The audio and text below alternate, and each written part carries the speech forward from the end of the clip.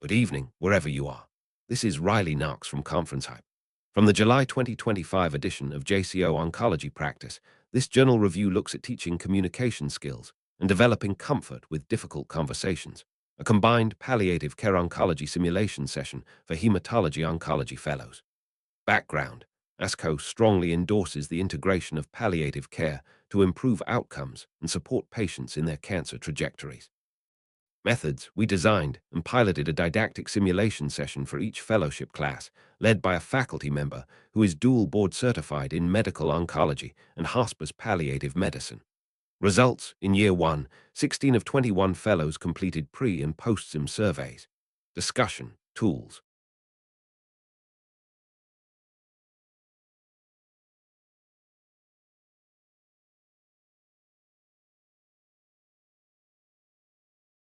From the August 2025 edition of JCO Oncology Practice, this journal review looks at daily patient-reported symptoms as predictors of unplanned healthcare encounters during chemotherapy longitudinal observational study.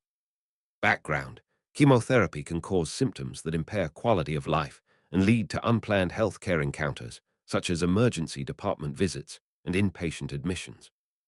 Methods: we recruited patients receiving cytotoxic chemotherapy for solid tumors into our 90-day study.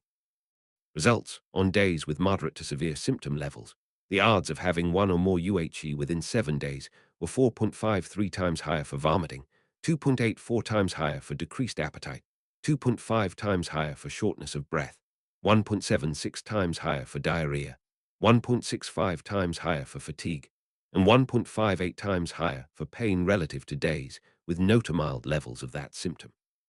Discussion: specific daily symptoms were associated with increased risk of subsequent UHE during chemotherapy.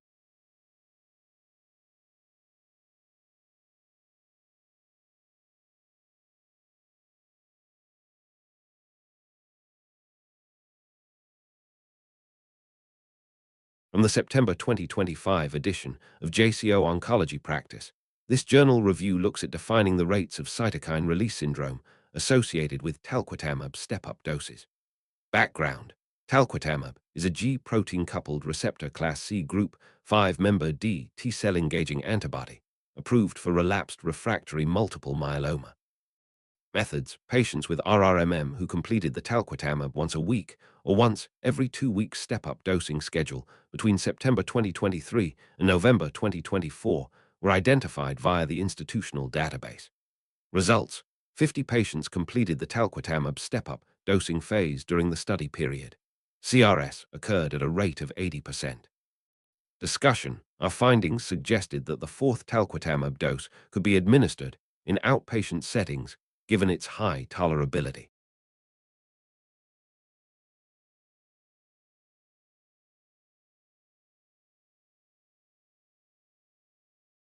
From the September 2025 edition of JCO Oncology Practice, this journal review looks at survival after fertility-sparing surgery for early-stage cervical cancer compared with non-sparing surgery, a nationwide comparative study.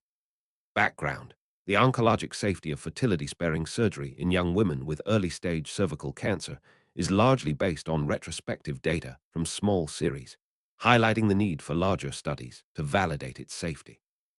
Methods: we performed a nationwide retrospective matched cohort study of all patients age 18-45 years with Fédération Internationale de Gynecologie et d'Obstétrique 2018 stage IA1 to IB2 cervical cancer who underwent fertility-sparing surgery, FSS, cone biopsy, large loop excision of the transformation zone, or trachelectomy between 2000 and 2022 in the Netherlands.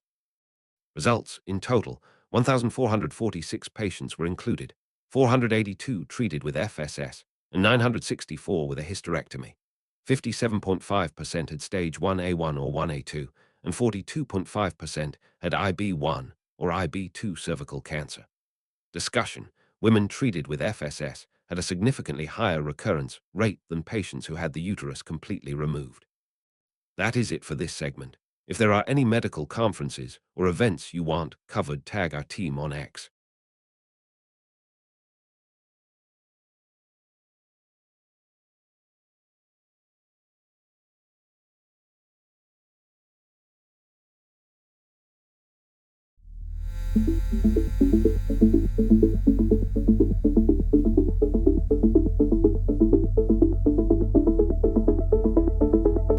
This is Conference Hype. Stay with us, coverage continues.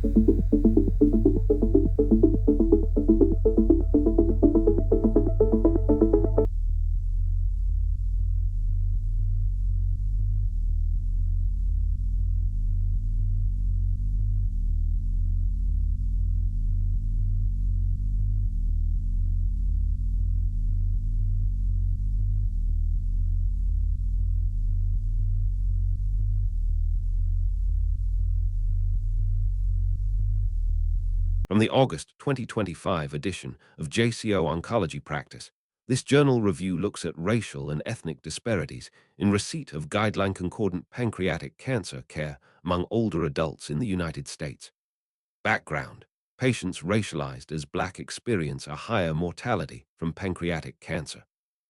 Methods: patients 65 years and older with incident PC racialized as non-Hispanic white or racialized as NH Black or of Hispanic ethnicity were identified in the SEER Medicare database from 2004 to 2019. Results of 12,772 patients included 85.5% of patients racialized as NH white, 7.8% of patients racialized as NH Black, and 6.8% of patients were of Hispanic ethnicity. Discussion: approximately half of an insured population with PC receives GCC, highlighting a need to improve multidisciplinary access and treatment.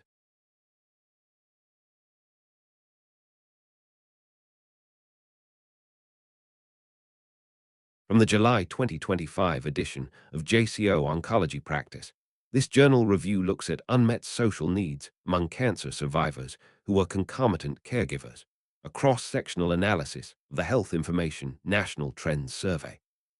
Background: this study aimed to examine the impact of social determinants of health barriers, including food, housing, and transportation insecurities, on cancer survivors who also serve as caregivers, compared with cancer survivors only, caregivers only, and the general population. Methods: data were obtained from the 2022 National Cancer Institute Health Information National Trends Survey, which collected information on SDOH outcomes, including food, housing, and transportation insecurities, as well as participants' comfort level in sharing their SDOH concerns with providers. Results: overall, 49.1% of dual roles reported facing at least one form of food, housing, or transportation insecurities. Discussion: our study highlights the significant unmet needs of cancer survivors who also serve as caregivers, as they face higher levels of SDOH barriers than both the general population and cancer survivors only.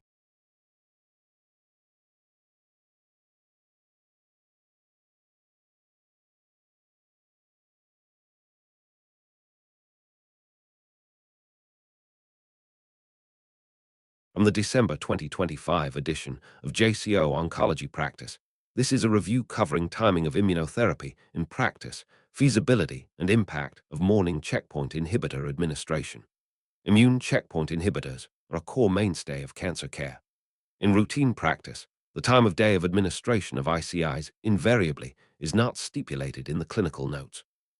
Thus, treatment timing of administration is mainly dictated by constraints related to the organization and planning of the outpatient infusion centers, the clinical pharmacy, which reconstitutes the parenteral drugs, and the patients themselves. This is a good review on the topic, well worth reading in full in this issue of JCO Oncology Practice.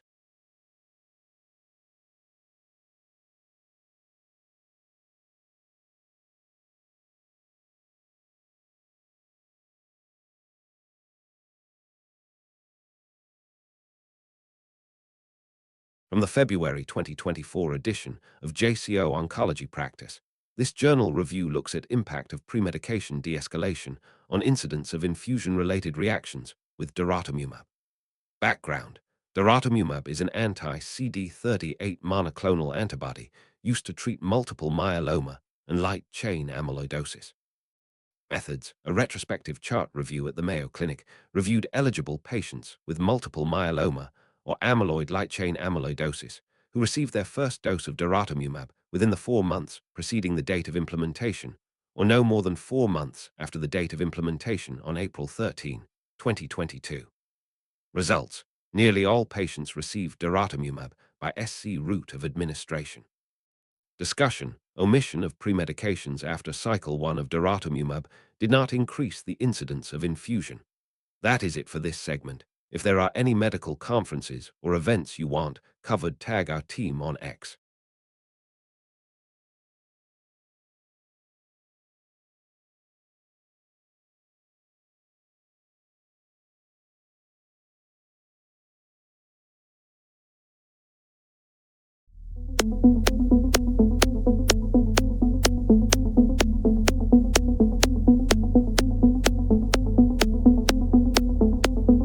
This is ConferenceHype. Stay with us, coverage continues.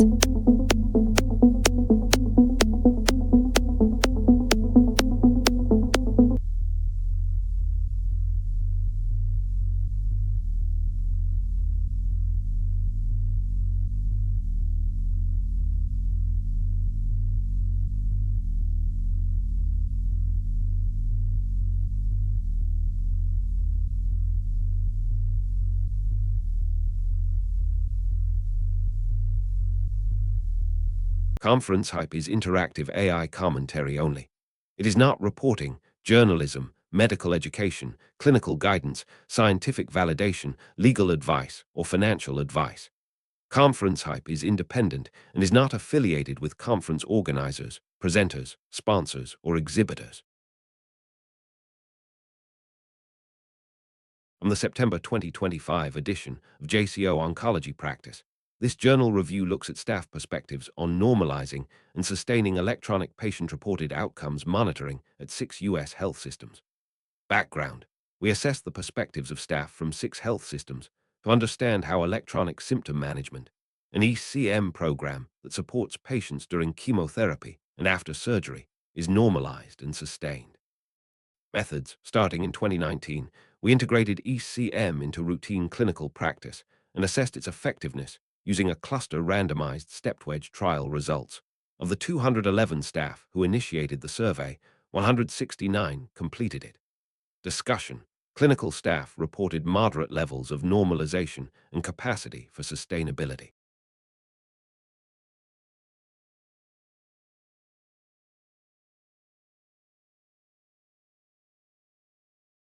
From the August 2025 edition of JCO Oncology Practice, this journal review looks at role of a designated pharmacist in reducing adverse drug reaction rates and preventing potential medication errors in hematology oncology, a randomized controlled trial.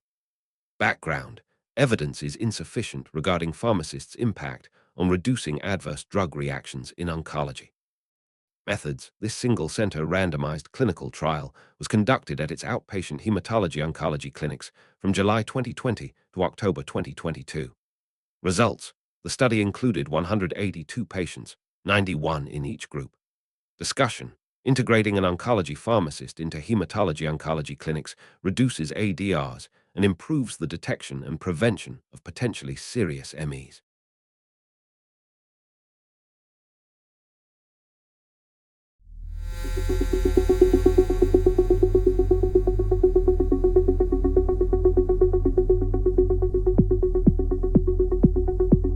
This is ConferenceHype. Stay with us, coverage continues.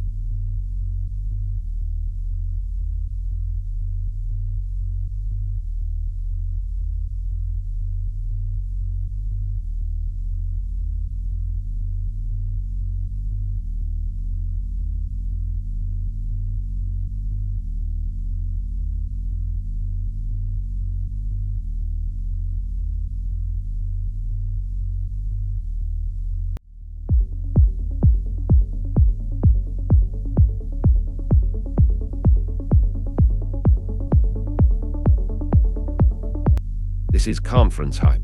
Stay with us, coverage continues.